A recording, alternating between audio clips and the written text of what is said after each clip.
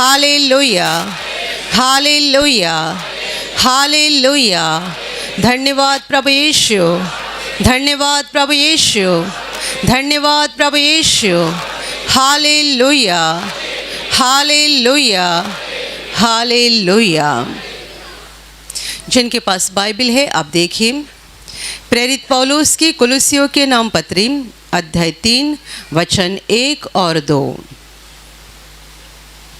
प्रेरित पौलुस की कुलुस्सियों के नाम पत्री अध्याय 3 वचन 1 और 2 मैं पढ़ रही हूँ, ध्यान देकर सुनो। अतः जब तुम मसीह के साथ जिलाए गए तो स्वर्गीय वस्तुओं की खोज में रहो, जहाँ मसीह विद्यमान है और परमेश्वर के दाहिनी ओर बैठा है। पृथ्वी पर की नहीं परंतु स्वर्गीय वस्तुओं पर ध्यान लगाओ। Hallelujah, hallelujah, hallelujah, hallelujah, hallelujah. मेरे प्यारे भाई और बहनों, परमेश्वर का वचन हमें सिखा रहा है कि अतः जब तुम मसीह के साथ जिलाए गए हो तो स्वर्गीय वस्तुओं की खोज में रहो, जहाँ मसीह विद्यमान है और परमेश्वर के दाहिनी ओर बैठा है। पृथ्वी पर की नहीं परंतु स्वर्गीय वस्तुओं पर ध्यान लगाओ। Hallelujah, hallelujah, hallelujah, hallelujah. मेरे प्यारे भाई और बहनों, इस धरती का हर एक मनुष्य अपने पापों के कारण आत्मा में मर चुका है। आत्मिक हालत में पूरी दुनिया मर गई है। परमेश्वर ने आदि मानव को कहा था कि यदि तुम इस फल को खाओगे तो यकीनन मर जाओगे।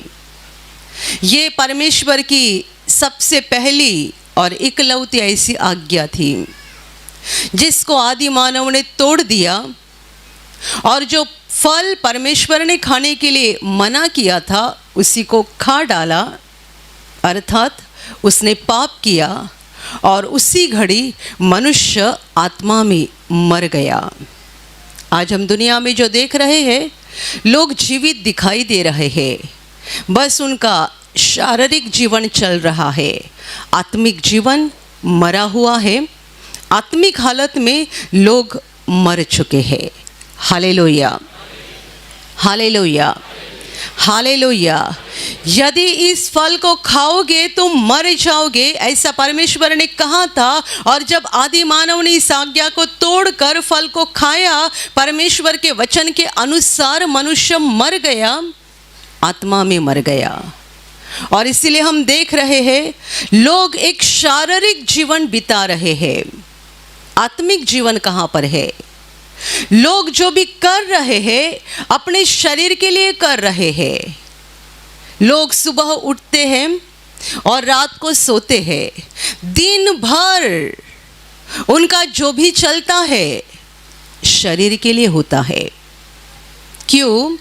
क्योंकि मनुष्य का बस शरीर चल रहा है, आत्मिक बातों पर किसी का ध्यान ही नहीं है और आत्मा के बारे में कोई सोचते ही नहीं है। वजह यह है कि मनुष्य आत्मा में मर गया है, मनुष्य की आत्मा मर गई है।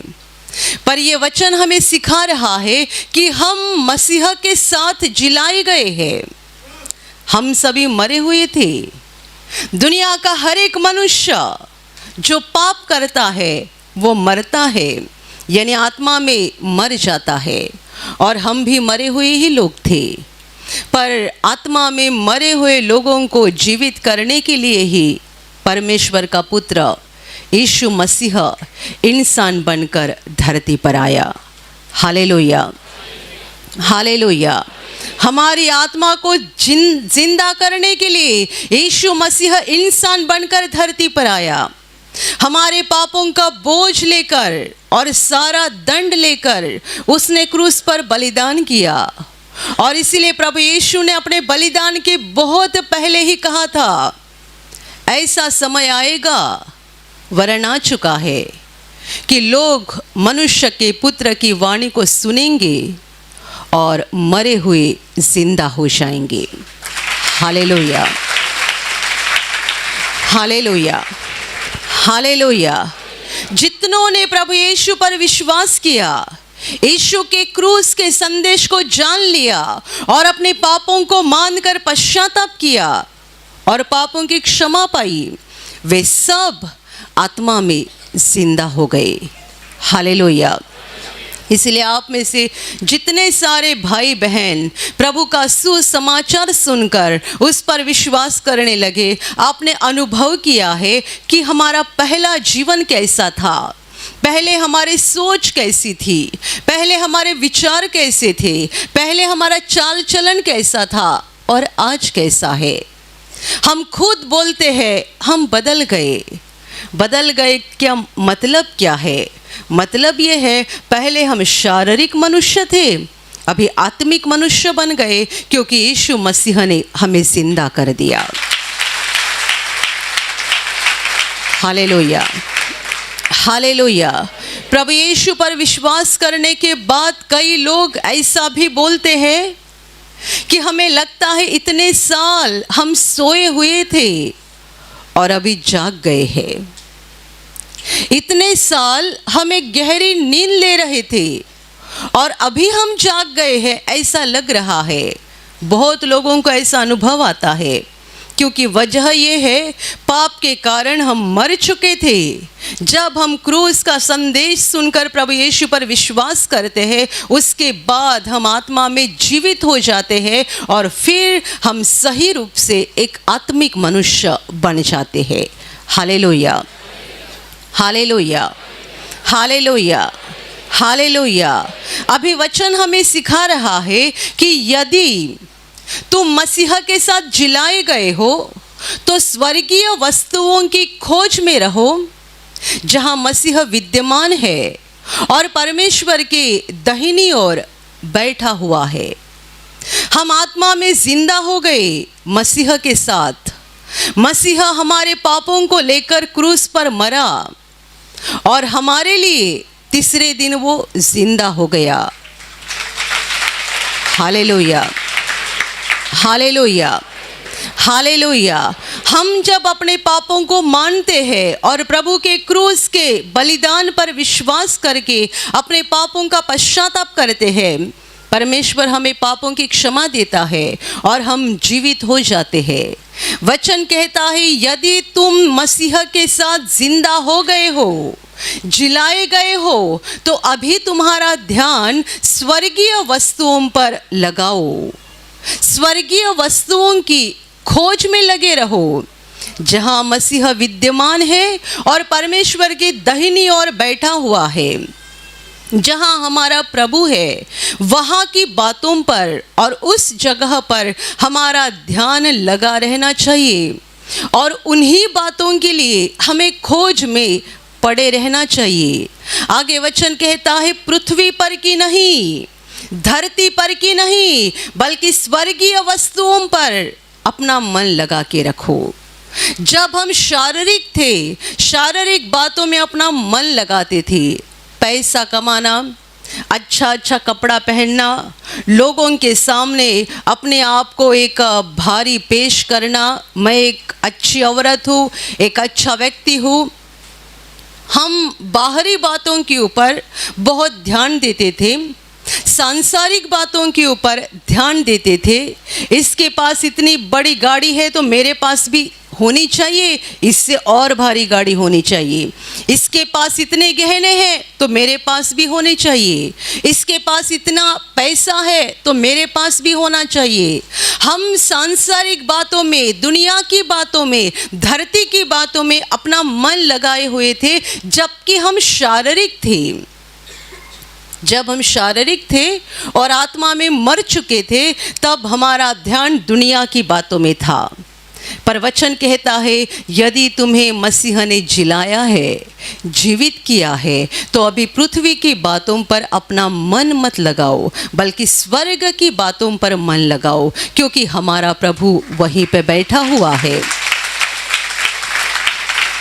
वो वहां पे बैठा हुआ है और वो वहां की चीजें देकर हमें आशीषित करना चाहता है, और वो चाहता है कि ये जीवन खत्म होने के बाद हम वहीं पे पहुंचे जहां पर वो है। उसने खुद कहा था, जहां मैं हूं वहां तुम भी रहो। ये उसकी इच्छा है। प्रभु ने संसार को छोड़ने के पहले अपने चेलों को कहा था, मैं जाकर तुम्हारे लिए जगह तैयार करूंगा और वापस आकर तुम्हें अपने साथ लेकर जाऊंगा, ताकि जहां मैं रहूं वहां तुम भी रहो। Hallelujah, hallelujah, hallelujah, hallelujah.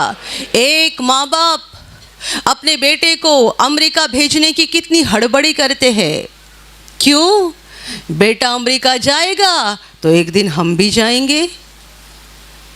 बहुत साल पहले की एक घटना है।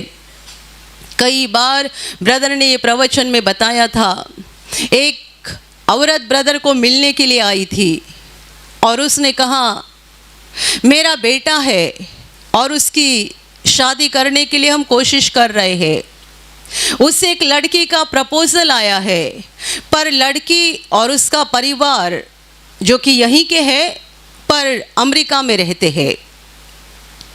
तो मेरे पति बोलते हैं ये शादी उसके साथ नहीं होगी, क्योंकि बेटी अमेरिका की है, हमारे बेटे को वहाँ लेकर जाएगी और पता नहीं आगे कैसा बर्ताव करेगी, उसे छोड़ देगी। अमेरिका की संस्कृति अलग है, वहाँ का चाल चलन बर्ताव अलग है, तो पता नहीं हमारे बेटे के साथ कैसा व्यवहार करेगी। तो ये बेटी के साथ शादी नहीं करेंगे, हम दूसरी लड़की ढूंढ लेंगे।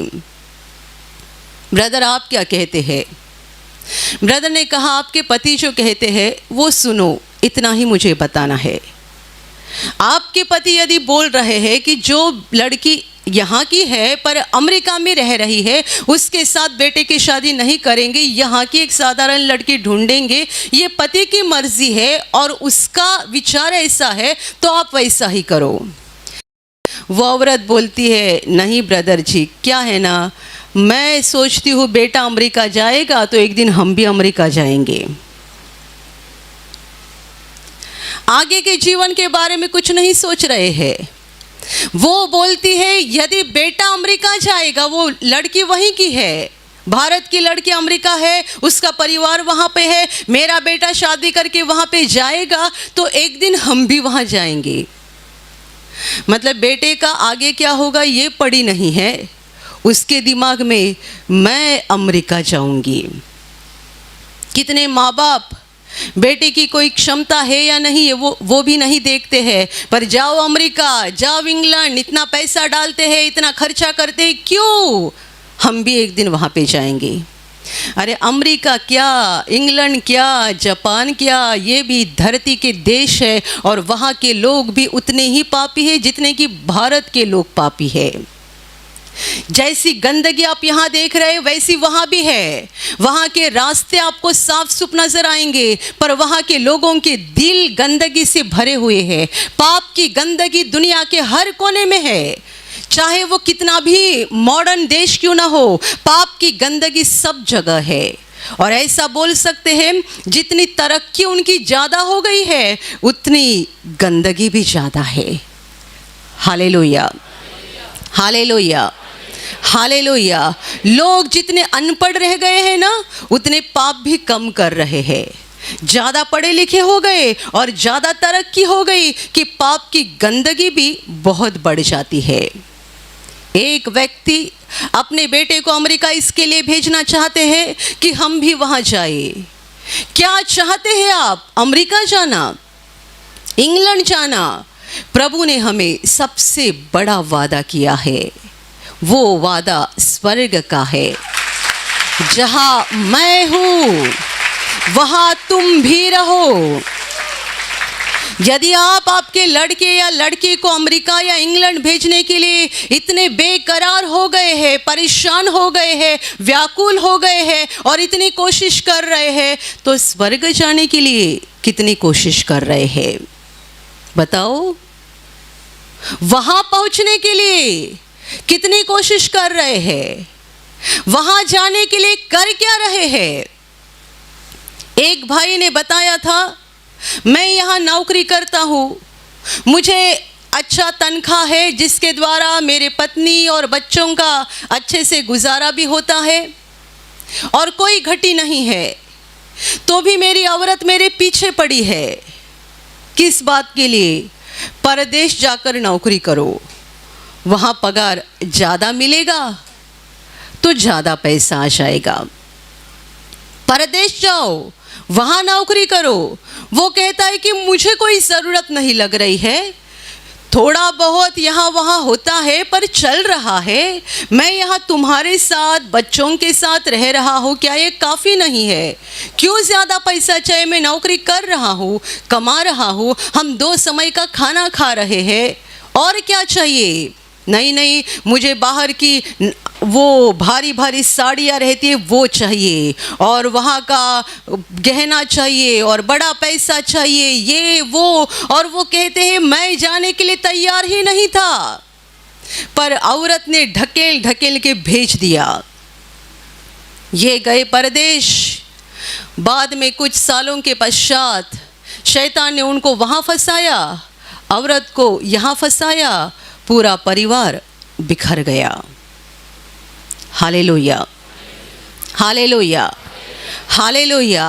हमारा ध्यान किस बातों के ऊपर रहता है? भारी चीज़ें चाहिए, दुनिया की बातें चाहिए। जब आप रास्ते से गुजरते हैं, बड़ी बड़ी बिल्डिंग देखते हैं, क्या बोलते हैं? वाह क्या बिल्डिंग है, वाह क्या भारी मॉल है, वाह कितना बड़ा अस्पताल है। कुछ दिन पहले मैं एक बहन के लिए प्रार्थना करने के लिए एक अस्पताल गई थी। उसका कैंपस बहुत बड़ा था उस अस्पताल का, और एकदम पॉश अस्पताल था, बहुत अच्छा था। मैं अस्पताल के बाहर खड़ी रह के पूरे बिल्डिंग को देख रही थी और मन ही मन में बोल रही थी, कैसा अच्छा बनाया है ना, कितना बड़ा बनाया है, कितना साफ सुथरा है। जब मैं ये बोल रही थी, तुरंत पवित्र आत्मा ने मुझे कहा, ये करना आसान बात है, एक मनुष्य को प्रभु के पास लाना सबसे कठिन बात है। हालेलुया। मैं सोच रही थी कि हमारा प्रार्थना घर तो एक बाम्बू का तंबू है, उस बड़े अस्पताल के सामने ये कुछ भी नहीं है, और मैं बाहर खड़े होके देख रही थी कैसा बनाया है। जैसा कि एक बार प्रभु के चेलों ने भी प्रभु को दिखाया था, देखो ये मंदिर कैसा खूबसूरत बनाया है, इसको बनाने के लिए 42 साल लग गए, कैसा बनाया है। प्रभु ने कहा ऐसा समय आएगा कि सब कुछ टूट फूट जाएगा, यहाँ कुछ नहीं रहेगा। मैं अस्पताल के बाहर खड़ी होकर उस पूरे कैंपस को और बिल्डिंग को देख रही थी, और मन ही मन में सोच रही थी कि कैसा बड़ा कैंपस और कितनी बड़ी बिल्डिंग और कितना अच्छा उन्होंने बनाया है। तुरंत पवित्र आत्मा ने कहा, ये सब करना आसान बात है, एक मनुष्य को प्रभु यीशु के पास लाना कठिन बात है। जो तुम कर रही हो वो सबसे कठिन बात है, वो आसान बात नहीं है। Hallelujah, hallelujah. यहाँ से कोई गुजरते होंगे, वो हमारे प्रार्थना घर की ओर देखेंगे और कहेंगे ये तो एक साधारण तंबू है, बाहर कितनी बड़ी बड़ी बिल्डिंग है। पर जब परमेश्वर आसमान से देखता है, इस तंबू की ओर देखता है, यहाँ अंदर बैठे हुए लोगों की ओर देखता है, और जब वो अपने हाथों को खोलकर आशीषों की वर्षा करता है, तब वो यहाँ इस तंबू के ऊपर करता है। क्योंकि ये तंबू साधारण दिख रहा है, अंदर बैठे लोग असाधारण हैं, जिन्होंने प्रभु यीशु पर विश्वास किया है और जिनका दिल धरती पर रहते हुए स्वर्ग की ओर लगा हुआ है। Hallelujah, hallelujah, hallelujah, hallelujah. जब मनुष्य शारीरिक होता है, शारीरिक बातों पर ध्यान रहता है, ये कितना भारी है, वो कितना भारी है, ये मिलना चाहिए, वो मिलना चाहिए। परमेश्वर क्या कहता है? यीशु मसीह ने हमें आत्मा में जीवित किया है, तो अभी हमारा ध्यान ऐसी बातों पर नहीं रहना चाहिए जिन पर दुनिया के लोग देखते हैं। कि आप अभी भी सोना चांदी के पीछे पड़े हैं? यदि आप आत्मा में जिंदा हो गए हैं तो सोना चांदी के पीछे क्यों पड़ रहे हैं? पैसे के पीछे क्यों पड़ रहे हैं? दुनिया की बेकार की बातों के पीछे क्यों पड़ रहे हैं? ये सारी नाशमान बातें हैं। बाइबल कहती है दुनिया खत्म हो जाएगी और दुनिया की सारी वासना भी खत्म हो जाएगी। ये संसार और उसकी अभिलाषाएं नष्ट हो जाएगी। हमें इनकी ओर नहीं देखना है, उनकी अभिलाषा नहीं रखना है। वचन कहता है यदि तुम मसीह के साथ जिलाए गए हो तो स्वर्गीय वस्तुओं की खोज में रहो जहां मसीह विद्यमान है और परमेश्वर के दाहिनी ओर बैठा हुआ है। जहां हमारे दिल का राजा यीशु मसीह बैठा हुआ है वहां हमारा मन लगा हुआ रहना चाहिए। वहां की बातें पाने के लिए हमें खोज में रहना चाहिए, कोशिश करना चाहिए और इस लगन में रहना चाहिए कि एक दिन हमें वहां जाना है जहां मेरा प्रभु बैठा हुआ है और मेरा इंतजार कर रहा है। ये धरती मेरा घर नहीं है, ये धरती मेरा मकान नहीं है, मेरा घर वहां है आसमान के उस पार जहाँ पर मेरा प्रभु है, जहाँ अनगिनत स्वर्ग दूत है, जहाँ लगातार बिना रुके परमेश्वर की महिमा हो रही है, जहाँ बीमारी नहीं है, आंसू नहीं है, परेशानी नहीं है, रोना नहीं है, वहाँ मुझे जाना है क्योंकि वहाँ मेरा घर है जो स्थायी है और वहाँ पर अनंत काल मैं रहने जा रहा हूँ। Hallelujah, hallelujah, hallelujah. अपना मन स्वर्गीय वस्तुओं पर लगा कर रखो और उनके खोज में रहो। मेरे प्यारे भाइयों और बहनों, स्वर्गीय वस्तुओं को कहाँ खोजोगे? मॉल में जाकर, दुकान में जाकर, बाजार में जाकर? स्वर्गीय वस्तुएं मिलेगी कहाँ पर? स्वर्गीय वस्तुएं परमेश्वर के चरणों में मिलती है, बाजार में नहीं और दुकान में नहीं। आप जो यहाँ हमेशा प्रार्थना में आते हो, आप स्वर्गीय वस्तुओं को खोज रहे हो। कितने सारे लोग यहाँ नहीं पहुँच सकते पर वो YouTube पर लगातार निरंतर प्रार्थना सभा को देखते हैं, प्रवचन सुनते हैं, प्रार्थना में भाग लेते हैं। वो क्या कर रहे हैं? स्वर्गीय वस्तुओं को खोज रहे हैं और उन्हें पाने के लिए कोशिश कर रहे हैं। स्वर्गीय वस्तुएं दुकान में नहीं और बाजार में नहीं मिलती है, वो परमेश्वर के चरणों में मिलती है। वचन कहता है कि स्वर्गीय वस्तुओं की खोज में रहो। हमें पैसा की ज़रूरत नहीं है, सोना चांदी की ज़रूरत नहीं है। पैसा, सोना चांदी, कपड़ा, मकान और बाकी सारी चीज़ें जो कि सांसारिक चीज़ें हैं, हमारी जितनी ज़रूरत की है परमेश्वर खुद हमें देगा, वो देगा। हमें उनके पीछे नहीं पड़ना है, उनकी खोज में नहीं रहना है, हमारा ध्यान स्वर्ग पे लगाना है। वचन कहता है पृथ्वी पर की नहीं परंतु स्वर्गीय वस्तुओं पर ध्यान लगाओ, वहाँ मन लगाओ। परमेश्वर की खुशी पाने के लिए, परमेश्वर की शांति पाने के लिए, उस महान परमेश्वर का सामर्थ पाने के लिए, उसका ज्ञान पाने के लिए, उसका अनुग्रह पाने के लिए कोशिश करो। वहाँ की शांति, वहाँ का आनंद, वहाँ की शांति और वहाँ का आनंद। पैसे की खुशी नहीं, सोना चांदी की खुशी नहीं, ये खुशी कुछ काम की नहीं है। स्वर्ग की खुशी, स्वर्ग का आनंद, परमेश्वर का सामर्थ, परमेश्वर का ज्ञान, परमेश्वर का अनुग्रह, परमेश्वर का प्रेम, ये है स्वर्गीय बातें।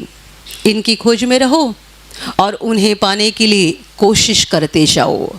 आज रविवार का दिन है, आपने सब काम को एक तरफ हटा दिया है और आप यहाँ पे आए हो उस महान परमेश्वर को ढूंढने के लिए और स्वर्गीय वस्तुओं को खोजने के लिए।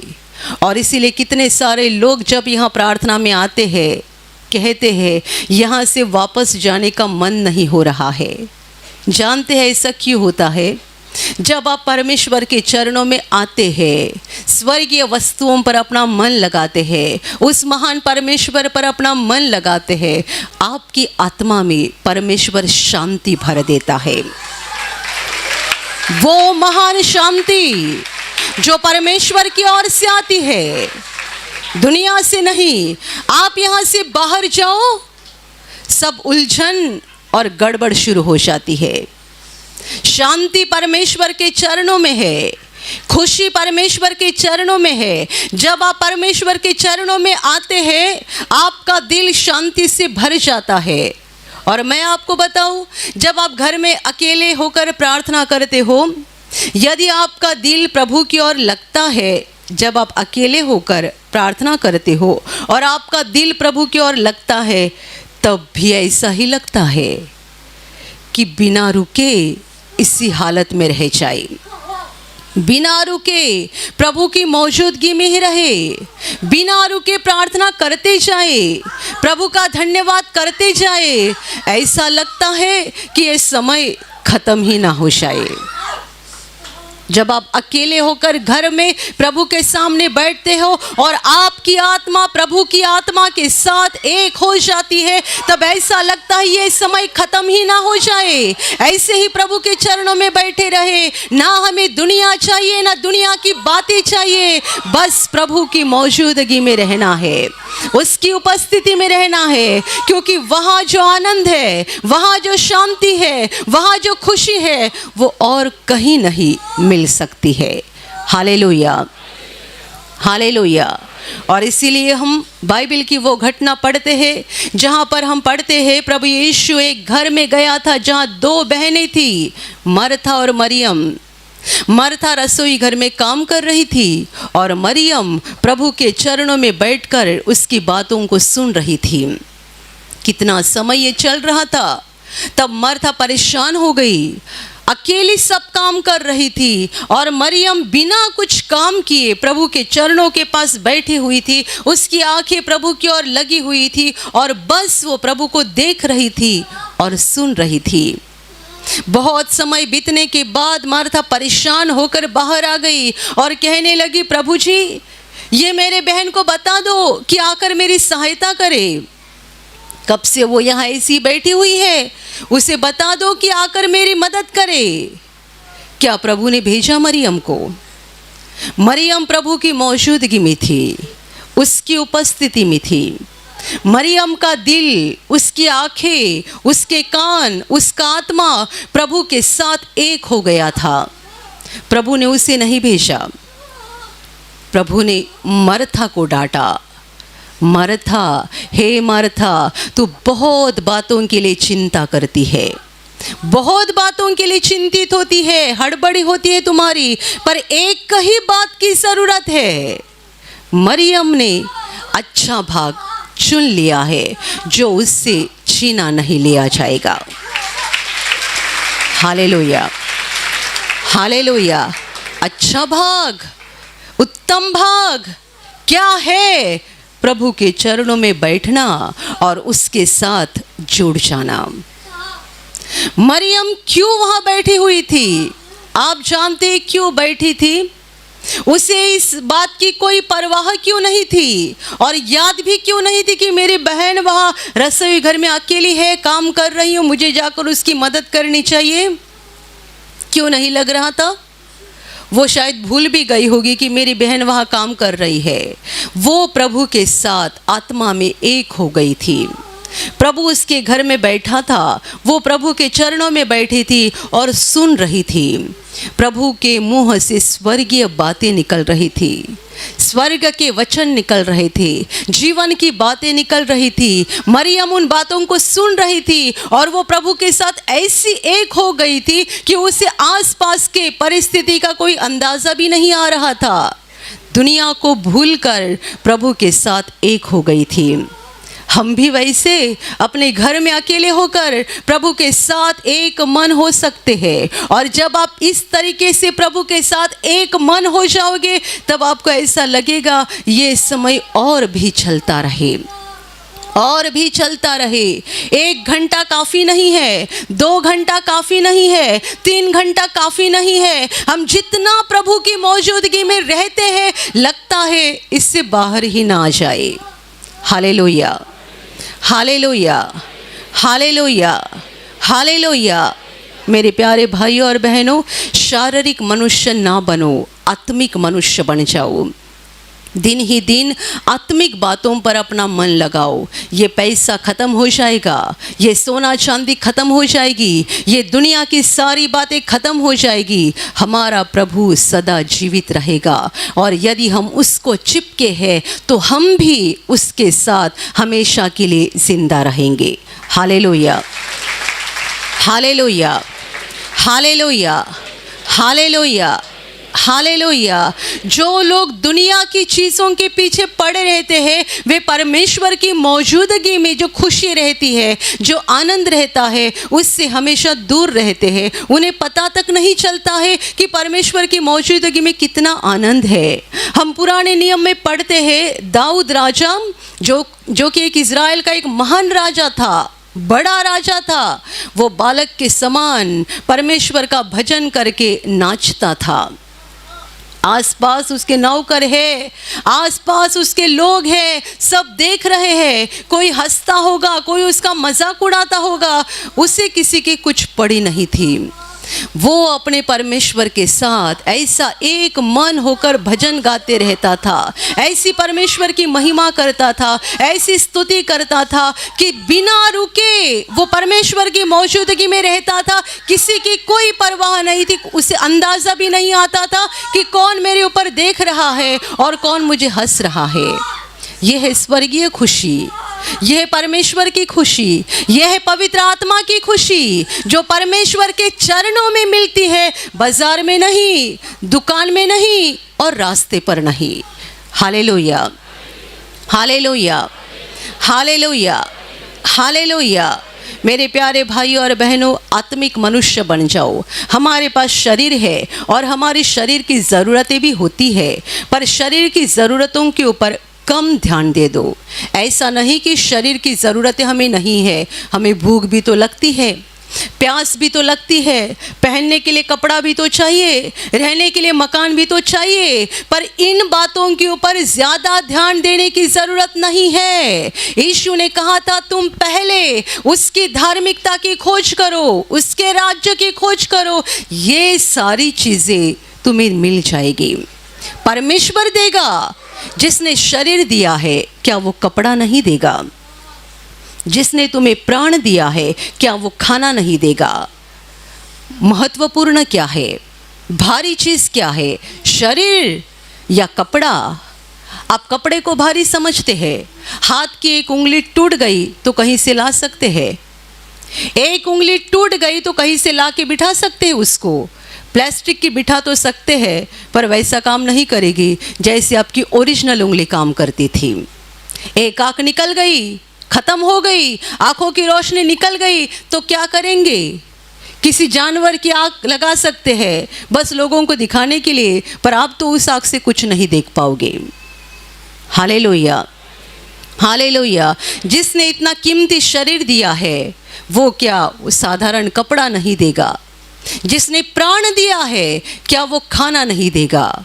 वो हमारी शारीरिक ज़रूरतें पूरी करेगा तब जब हम हमारा ध्यान उसकी ओर लगाएंगे और वहाँ की बातों में मन लगाकर उसे पाने के लिए कोशिश करेंगे। Hallelujah, hallelujah. आत्मिक मनुष्य बन जाओ, परमेश्वर की मौजूदगी में समय बिताओ, अपना मन अपना दिल उसकी ओर लगाओ और उसके लिए तड़पते रहो, उसे पाने के लिए और उसे अपने जीवन में प्राप्त करने के लिए तड़पते रहो। हर दिन बहुत प्रार्थना करो, बहुत बाइबल पढ़ो, परमेश्वर के वचन के अनुसार चलते रहो। स्वर्गीय वस्तुएं आप पाओगे और साथ ही साथ सांसारिक चीज़ें जो आपकी ज़रूरत की है परमेश्वर खुद आपको दे देगा। Hallelujah, hallelujah, hallelujah, hallelujah.